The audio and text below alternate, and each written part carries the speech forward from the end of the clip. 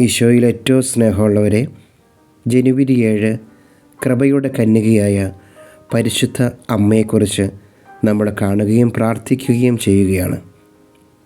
Our lady of grace. 1588 ജനുവരിയിൽ ദോസോ Peter എന്ന സന്യാസിക്ക് മാതാവ് പ്രത്യക്ഷപ്പെട്ട് ആ സ്ഥലത്ത് ഒരു പള്ളി പണിയുവാൻ ആവശ്യപ്പെട്ടു.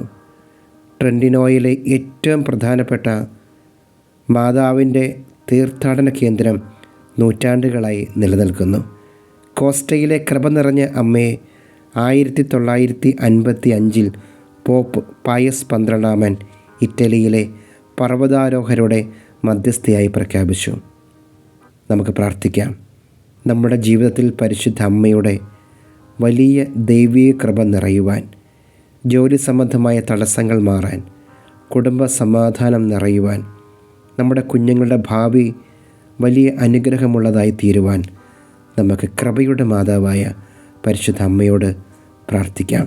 നന്മ നിറഞ്ഞ മറിയമേ സ്വസ്തി, കർത്താവ് അങ്ങയുടെ കൂടെ സ്ത്രീകളിൽ നിന്ന് അനുഗ്രഹിക്കപ്പെട്ടവളാകുന്നു.